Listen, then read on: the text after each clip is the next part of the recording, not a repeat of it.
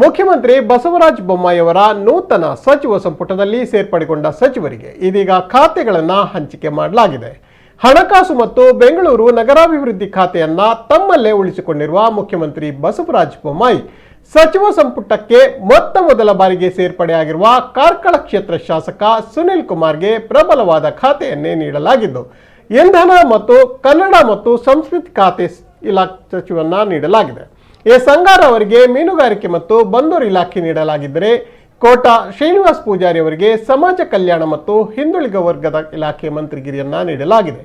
ಅರಗ ಜ್ಞಾನೇಂದ್ರ ಅವರಿಗೆ ಗೃಹ ಖಾತೆ, ಬಿಸಿ ನಾಗೇಶ್ ಅವರಿಗೆ ಪ್ರಾಥಮಿಕ ಮತ್ತು ಪ್ರೌಢ ಶಿಕ್ಷಣ, ಶ್ರೀರಾಮುಲು ಅವರಿಗೆ ಸಾರಿಗೆ ಮತ್ತು ಎಸ್ಪಿ ಕಲ್ಯಾಣ, ಮುರುಗೇಶ್ ನಿರಾಣಿ ಅವರಿಗೆ ಬೃಹತ್ ಮತ್ತು ಮಧ್ಯಮ ಕೈಗಾರಿಕೆ, ಆರ್ ಅಶೋಕ್ಗೆ ಕಂದಾಯ, ಕೆಎಸ್ ಈಶ್ವರಪ್ಪಗೆ ಗ್ರಾಮೀಣಾಭಿವೃದ್ಧಿ ಮತ್ತು ಪಂಚಾಯತ್ ರಾಜ್, ವಿ ಸೋಮಣ್ಣಗೆ ವಸತಿ ಹಾಗೂ ಮೂಲಸೌಕರ್ಯ ಖಾತೆಯನ್ನ ನೀಡಲಾಗಿದೆ.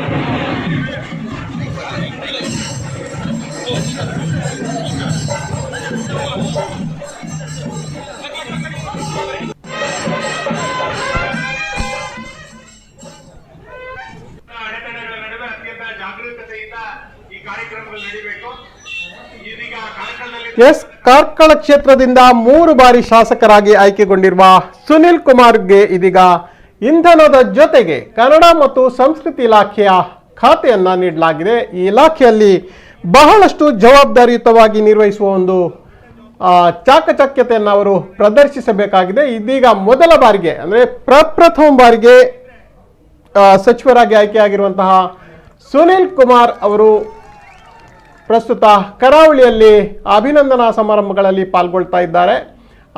ಅಲ್ಲದೆ ಎಸ್ ಅಂಗಾರ್ ಅವರಿಗೆ ಮೀನುಗಾರಿಕೆ ಮತ್ತು ಬಂದರು ಇಲಾಖೆಯನ್ನು ನೀಡಲಾಗಿದ್ದರೆ ಕೋಟಾ ಶ್ರೀನಿವಾಸ ಪೂಜಾರಿ ಅವರಿಗೆ ಸಮಾಜ ಕಲ್ಯಾಣ ಮತ್ತು ಹಿಂದುಳಿದ ವರ್ಗದ ಇಲಾಖೆಯ ಮಂತ್ರಿಗಿರಿಯನ್ನ ನೀಡಲಾಗಿದೆ.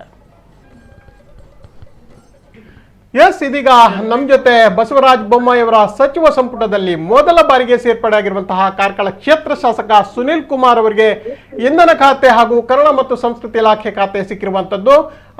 ಮೊದಲಾಗಿ ತಮಗೆ ಅಭಿನಂದನೆಗಳನ್ನ ಸಲ್ಲಿಸ್ತಾ ಇದ್ದೇವೆ ಸರ್, ನಮ್ಮ ಕುಡ್ಲ ವಾಹಿನಿ ಪರವಾಗಿ. ನಮಸ್ತೆ, ಧನ್ಯವಾದ ಸರ್.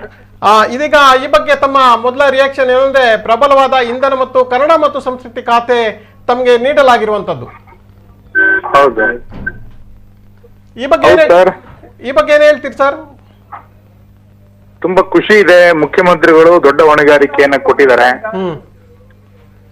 ಎರಡೆರಡು ಇಲಾಖೆಗಳನ್ನ ಇವತ್ತು ನನ್ನ ಹೆಗಲ ಮೇಲೆ ಕೊಟ್ಟಿದ್ದಾರೆ. ಎರಡು ಇಲಾಖೆಯನ್ನ ಸಮರ್ಥವಾಗಿ ನಿರ್ವಹಿಸುವಂತ ಪ್ರಾಮಾಣಿಕ ಪ್ರಯತ್ನವನ್ನ ಮಾಡ್ತಾರೆ. ಇದ್ರ ಜೊತೆಗೆ ತಮಗೆ ಉಡುಪಿ ಕ್ಷೇತ್ರದ ಉಸ್ತುವಾರಿ ಹೊಣೆಯನ್ನ ಕೂಡ ನೀಡಲಾಗಿರುವಂತದ್ದು. ಇಲ್ಲ, ಈಗ ಉಸ್ತುವಾರಿಯಿಂದ ಆಗಿರೋದು ಕೋವಿಡ್ ಕಾರಣಕ್ಕೆ. ಕೋವಿಡ್ ನ ಸಭೆಗಳನ್ನ ಇವತ್ತು ನಡೆಸಿದ್ದೇನೆ. ಕೋವಿಡ್ ಮತ್ತು ಪ್ರಾಕೃತಿಕ ವಿಕೋಪ, ಪ್ರವಾಹದ ಕುರಿತಂತೆ ಇವತ್ತು ನನಗೆ ಉಸ್ತುವಾರಿಯನ್ನು ಕೊಟ್ಟಿದ್ದಾರೆ.